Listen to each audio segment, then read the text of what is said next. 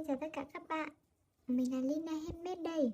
Hôm nay chúng ta sẽ cùng làm phần thân của Luffy các bạn nhé.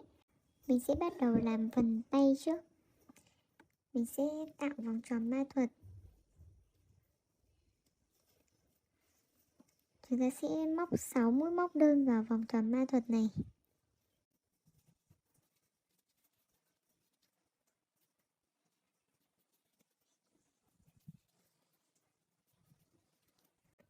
Từ hàng số 2 đến hàng số 8 thì chúng ta sẽ móc các mũi móc đơn vào các chân mũi này. Tổng cộng chúng ta sẽ móc lên 7 hàng. Chúng ta sẽ gặp lại nhau tại mũi cuối của hàng số 8 các bạn nhé. Đây là mũi cuối của hàng số 8. Chúng ta sẽ trượt vào chân mũi đầu tiên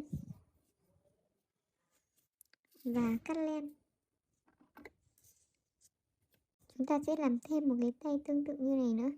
Hai cái tay chúng ta sẽ được như này. Bây giờ chúng ta sẽ bắt đầu làm phần chân. Chúng ta sẽ tạo vòng tròn ma thuật với 6 mũi móc đơn.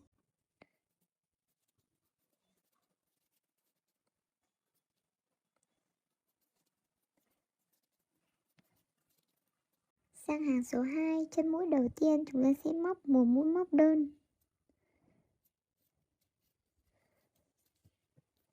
Chân mũi tiếp theo chúng ta sẽ móc một mũi tăng.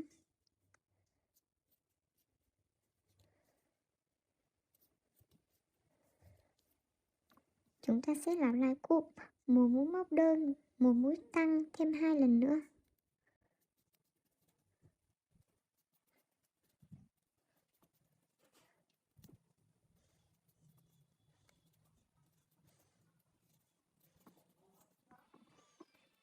Tổng cộng hàng 2 chúng ta sẽ có 9 mũi móc đơn. Từ hàng số 3 đến hàng số 8 chúng ta sẽ móc các chân mũi là các mũi móc đơn. Chúng ta sẽ gặp lại nhau tại mũi cuối của hàng số 8 các bạn nhé. Đây là mũi cuối của hàng số 8. Đối với chân đầu tiên thì chúng ta sẽ trượt vào chân mũi đầu tiên và cắt len luôn. Vậy là chúng ta đã xong chân đầu tiên. Bây giờ chúng ta sẽ làm đến chân thứ hai, tương tự đến mũi cuối của hàng số 8. Đây là mũi cuối của hàng số 8 của chân thứ hai. Chân thứ hai thì chúng ta sẽ không cắt đoạn len này đi. Bây giờ chúng ta sẽ tiến hành nối với chân thứ nhất. Chúng ta sẽ lên 2 bính. Tại mũi trượt của chân thứ nhất thì chúng ta sẽ bắt đầu móc tại đây. Chúng ta sẽ móc các mũi móc đơn vào chân thứ nhất. Tổng cộng sẽ có 9 mũi móc đơn.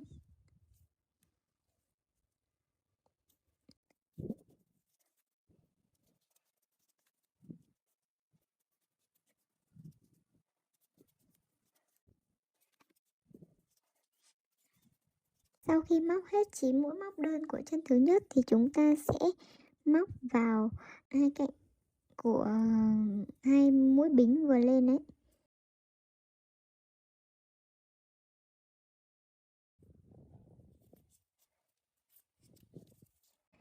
Sau khi móc xong vào hai mũi bính thì chúng ta sẽ móc sang chân thứ hai 9 mũi móc đơn, mỗi chân mũi là một mũi móc đơn.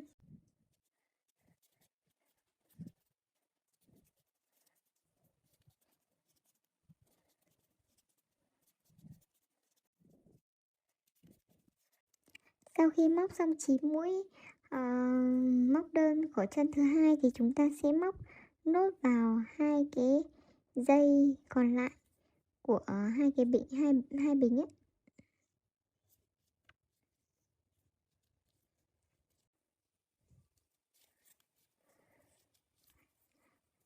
Sau khi móc xong chúng ta sẽ có tổng cộng 22 mũi móc đơn của hàng này. Chúng ta sẽ cắt đoạn len hở đi. Sang hàng số 10 chúng ta sẽ móc cụm 10 mũi móc đơn và một mũi tăng 2 lần.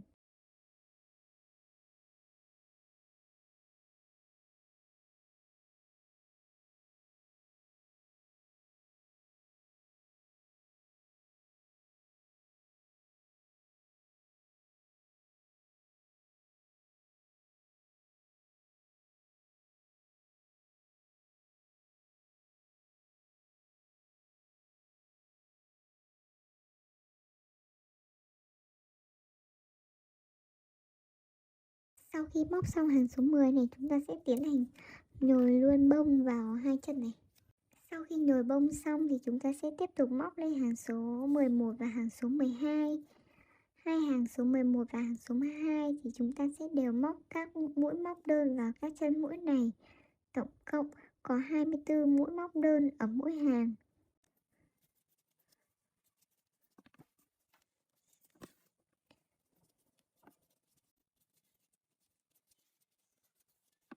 Sau khi móc xong hàng số 12 thì chúng ta sẽ móc hàng số 13. Chúng ta sẽ móc cụm 10 mũi móc đơn và một mũi giảm 2 lần.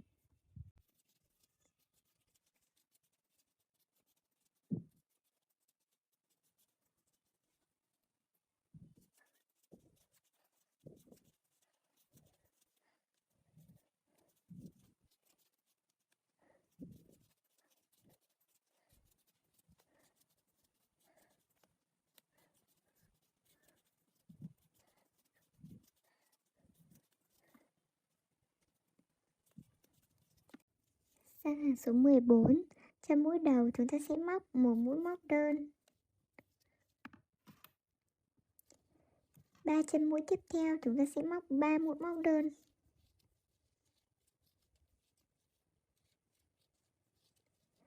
2 chân mũi tiếp theo chúng ta sẽ trụm thành một mũi giảm. Và chúng ta sẽ lặp lại cụm 3 mũi móc đơn, một mũi giảm thêm 3 lần nữa.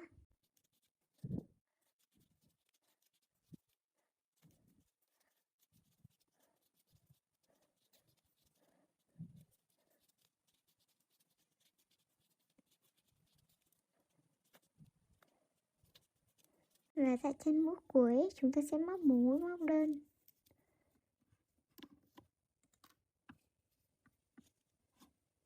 Kết thúc hàng số 14 thì chúng ta sẽ có tổng cộng 18 mũi móc đơn. Sang hàng số 15 thì chúng ta sẽ chỉ móc vào cạnh sau của chân mũi thôi. Để cạnh trước thì chúng ta sẽ nối màu xanh vào để làm phần quần.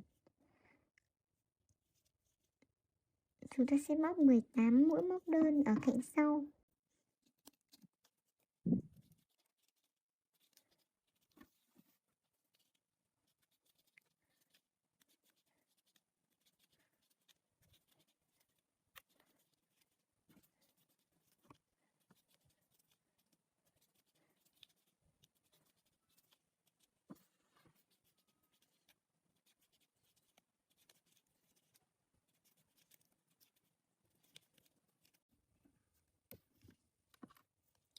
Từ hàng số 16 đến hàng số 18 thì chúng ta sẽ đều móc các mũi móc đơn vào các chân mũi này. Tổng cộng mỗi hàng sẽ có 18 mũi móc đơn. Sau khi móc xong đến hàng số 18 thì chúng ta sẽ tiến hành nhồi bông vào phần này.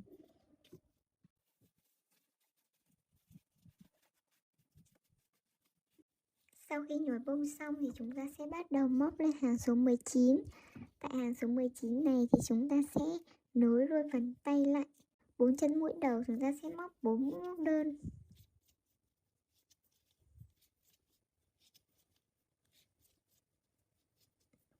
Tiếp theo chúng ta sẽ nối phần tay lại. Chúng ta sẽ móc 6 mũi móc đơn ở phần tay. Chúng ta sẽ móc hết các mũi móc đơn ở cạnh ở hàng cuối của phần tay này.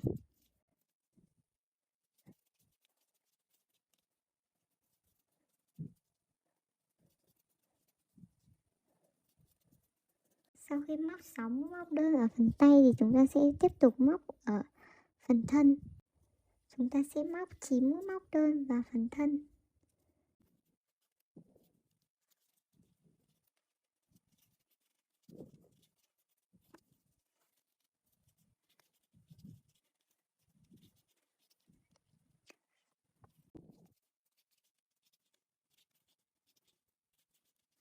Sau khi móc xong được 9 mũi móc đơn thì chúng ta sẽ lại nối nốt cái tay còn lại vào. Chúng ta sẽ móc 6 mũi móc đơn vào tay này.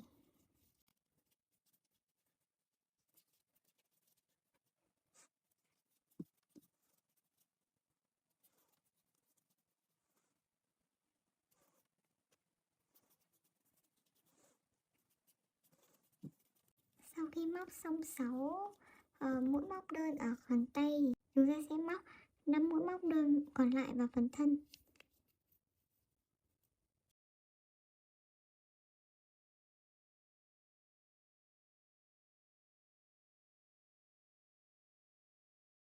Như vậy là chúng ta đã hoàn thành xong phần nối hai cái tay lại. Chúng ta sẽ cắt đoạn len thừa này đi.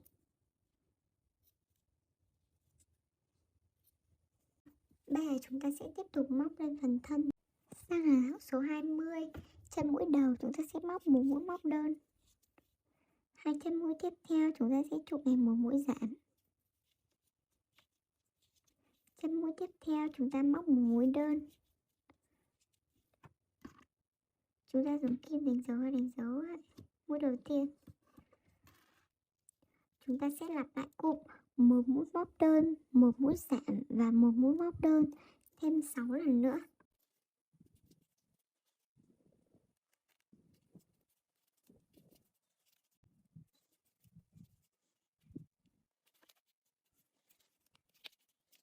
Còn lại hai chân mũi cuối chúng ta sẽ chụp thành một mũi giãn.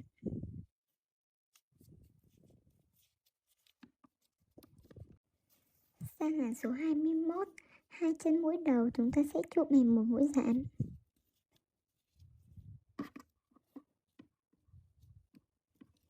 Chân mũi tiếp theo chúng ta sẽ móc một mũi móc đơn. Hai chân mũi tiếp theo chúng ta sẽ chụp thành một mũi giãn. Chúng ta sẽ lặp lại cụm một mũi móc đơn, một mũi giãn thêm 5 lần nữa.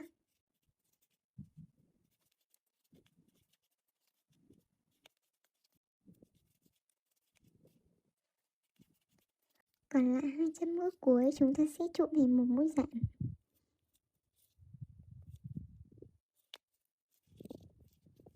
Kết thúc hàng số 21 thì chúng ta sẽ có 14 mũi móc đơn ở hàng này. Sang hàng số 22, 5 chân mũi đầu chúng ta sẽ móc 5 mũi móc đơn.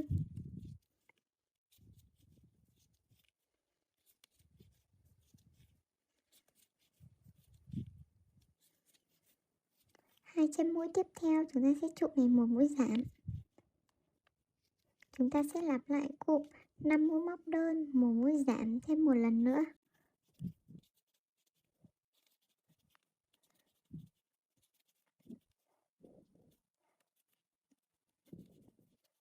Sang hàng số 23, chúng ta sẽ móc cụm 2 mũi móc đơn, một mũi giãn 3 lần.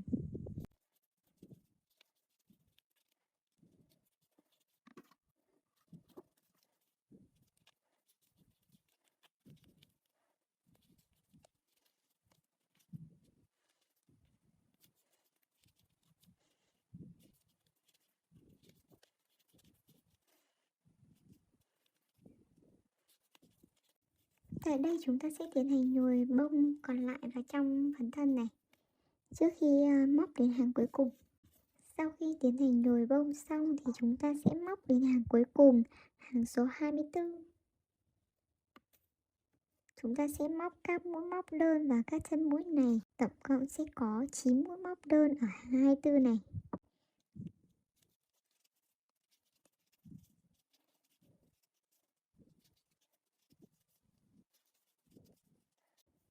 Kết thúc hàng, chúng ta sẽ trượt vào chân mũi đầu tiên và để lại một đoạn len dài để tía khâu vào phần đầu. Vậy là chúng ta đã xong phần thân của Luffy rồi. Phần tiếp theo mình sẽ hướng dẫn móc phần quần màu xanh và áo màu đỏ của Luffy như thế này. Hẹn gặp lại các bạn ở video tiếp theo.